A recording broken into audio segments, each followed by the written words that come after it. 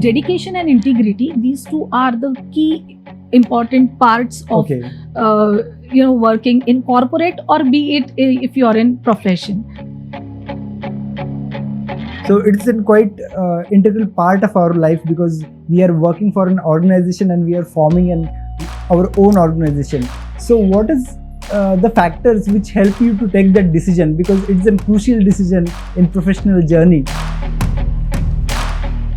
Once you're clear about the nature of activity you are going to handle, next come things is, what are the laws applicable to your business?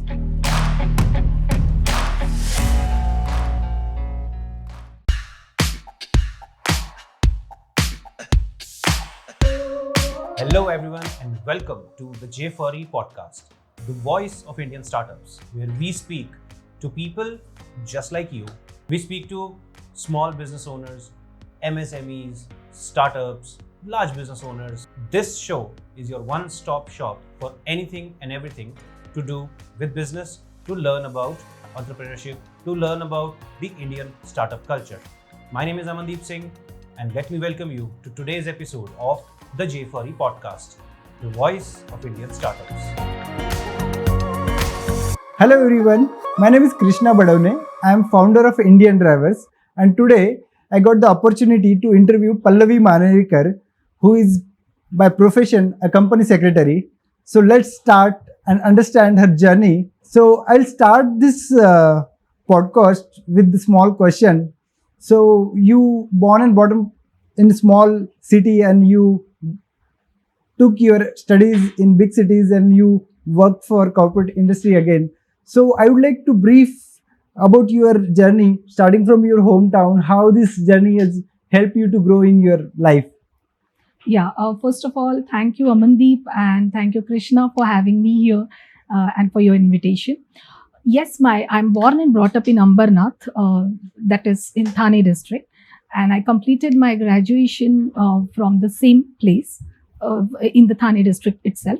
And later I pursued the course of company secretaries. So this is distance education, where you pursue the professional course of the company secretaries of India. And I started this course after completion of my graduation, after completion of Bachelor's of Commerce. Of course, it was an amazing journey throughout, and after completing my course, I took a break of some time because of my personal commitments, and later I started again with a listed company based in Bangalore, Kennametal India Limited, established in the year 1968, and have strong corporate governance. So I got an opportunity to learn the SOPs established since so many years. I got an opportunity to learn policy framing there, corporate governance. Being a listed company, the corporate governance they maintain, and I could also put in some things, or I could add on some values in the whole system. So certainly it was an amazing experience being in Bangalore, working or in employment with Kennametal India Limited. Later we got an opportunity to shift to Pune. So yes, amazing journey started again. At that time, there was something in mind. See, as a CS professional, we have two opportunities. Either we can be in employment of a company as a CS, or we can start a practice as a own. We can be a practicing CS professional. So when I got an opportunity to shift to Pune, the time when took place, like we have to move out of Bangalore and start new journey altogether, venture. So I ventured into my own practice. Wow. Yes, it was a big decision at that point of time, because being a salaried employee and then starting your business from zero, it was a tough decision, but it certainly turned out very well, thanks to the experiences I had in my previous employment. And yes, as a professional, we get an opportunity to cater many companies. So since from setting up of businesses, there are very simple questions a business person would have before. before starting any business. So we can help business people right from idea, concept, setting up of their business, Okay. running their organization, scaling up their organization, till diversification of the business. So you worked for the corporate industry probably 3-4 years. So I would like to understand what are the basic challenges and how you were able to cope up with that environment. Okay, so yeah, when it comes to working in corporates, there are certain ethics and compliances which we need to follow. Of course, HR department of the corporate, any corporate helps you out with the norms you need to follow, with the SOPs, with the policies of the company. Certainly, it makes you, it becomes our journey easy in corporates. Correct. You have to, like, of course, the more you dedicate or contribute for the growth of the business of your organization, you will be rewarded in the same Exactly. manner. So yes, dedication and integrity, these two are the key important parts of Okay. working in corporate, or be it if you are in profession. So these two things, and of course consistency. So consistency, dedication, and integrity. Integrity. These three things play major role. That's fantastic. Yes. So post your journey as an employee and you entered into a business. So it's a quite integral part of our life, because we are working for an organization and we are forming our own organization. So what is the factors which help you to take that decision, because it's a crucial decision in professional journey. So what are the factors that help you to take that decision?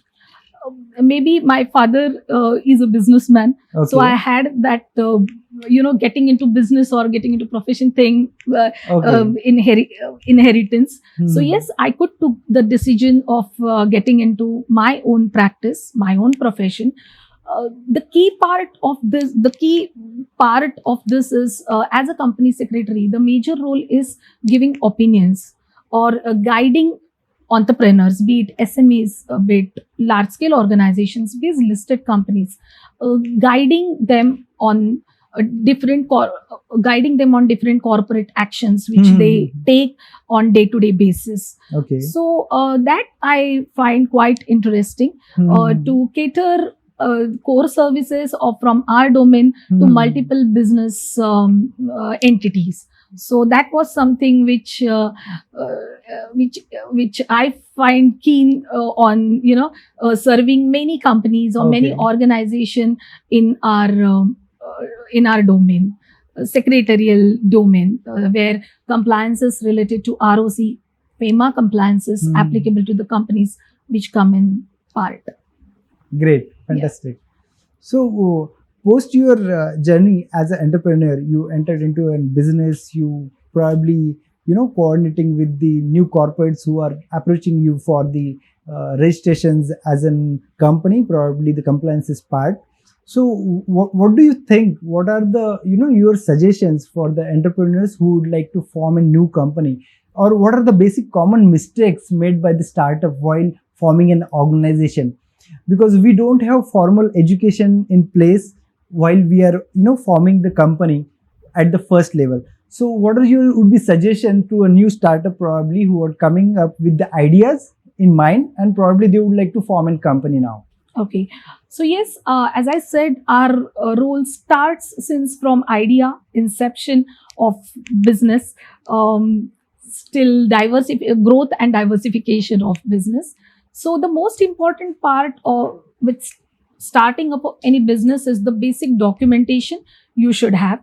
So if you're an Indian and you want to establish a business in India, you should have a proper PAN with correct PAN database. Many times we have observed that the name on your PAN card and name in your database differs. So your name in PAN, the details mentioned in PAN, in Aadhaar, in passport, or in any other document like bank statement should match. So because these are the documents which will be used for any registration, be it company, LLP, Okay. be it any GST registration. So this thing on personal level, this should be up to date. Okay. This should be maintained well. It should be like in your proper records.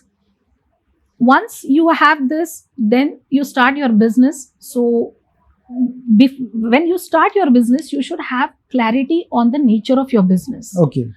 and it should be on a broader aspect. Once you're clear about the nature of activity you are going to handle, next come things is what are the laws applicable to your business. Like if you're doing business in India, Indian laws are applicable. If you're doing business in any other country, the laws of that land will be applicable. There are some industry specific registrations which are required. Like if you're in food industry, you have to have food registration or food license based on the turnover. Okay. If you're in real estate, you should require the RERA registration, which is required. So you should have clarity on the laws which are applicable to your business. Perfect. Yes. I think that will help a lot of entrepreneurs, upcoming entrepreneurs, to follow the guidelines before forming a company. So when you've been practicing for 4-5 years now, you have been interacting with entrepreneurs. So what are the basic mistakes done after the business formation? So in India, the compliance part is pretty much critical, and there are various compliances to be performed. So what are the basic mistakes done by the entrepreneurs once they form the company? And probably you can guide us on where we have to be serious while complying what are the necessary documentation part, probably if I am registered as a company. So how you will help the new entrepreneurs to continue that process of compliances? Yes. So basically, I would like to bifurcate in 2 parameters. The very first is starting your business as a proprietorship. Okay. So when you start your business as a proprietor, you are the executor, you are the owner of the entity. Exactly. One man army probably. This is one, yeah.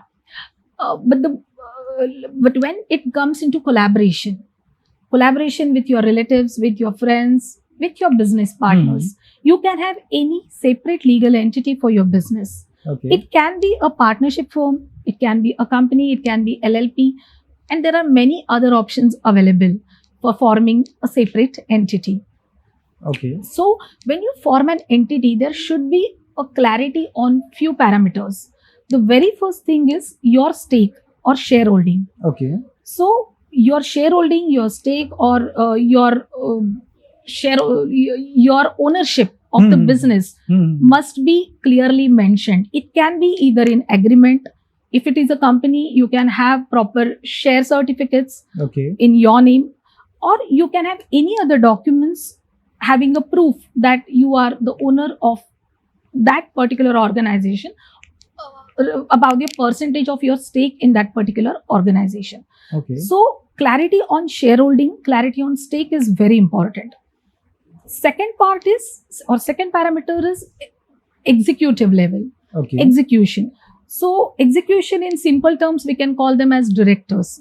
So directors have topmost powers, or in day-to-day operation, they have major powers of day-to-day operations.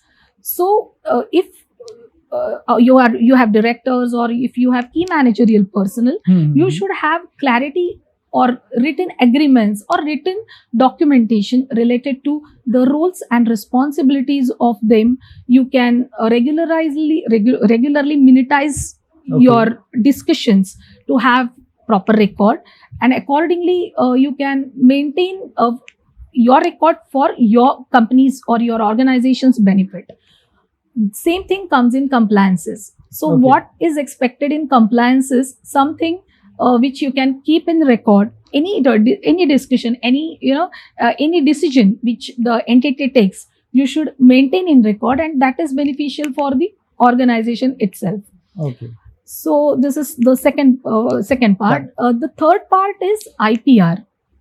Okay. I would like to discuss about IPR, because when you start a business, you should have domain, you should have website. Later on, you can go ahead and have your, because now everything is digital. So having domain, having proper name, and then having website is very crucial. Once you have all that, you should go ahead with IPR registration. IPR is intellectual property right. That is trademark. The basic starts with trademark registration. So I would recommend all the business people to secure your names or your business names by registering your trademarks. Okay. Because so what is the generally cost involved into IPR and trademarks? Yeah, the cost involved for single trademark, it can be rounded approximately from 7,000 to 10,000. Okay. It may vary based on the professional Okay. fees, because different professionals charges, Exactly. the fees vary, but basically it is from 7 to 10,000 per trademark. Patents, for copyrights, the charges vary. Okay. They are on a little higher side.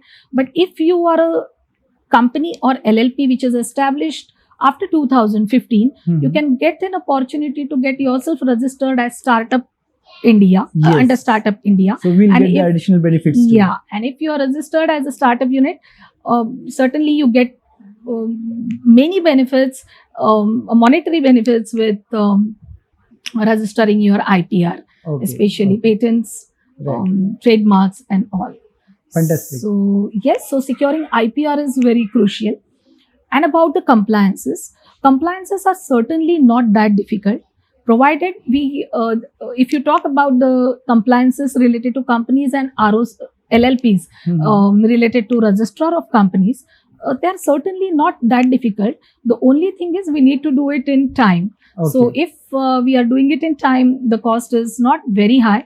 But yes, if you cross the timelines, the penalties are still very high. Recently, related to LLPs, the penalties are reduced Okay.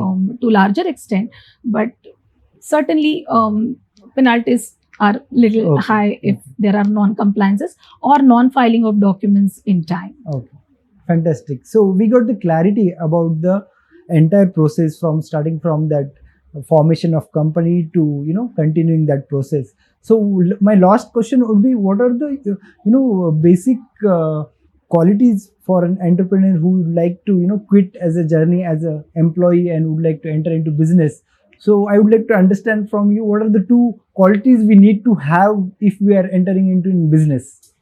Certainly, if you are quitting your own, like from employment, and then you are starting your business, it is a difficult journey for maybe first 2 years. Okay. But there are, like, if you have consistency, Mhm.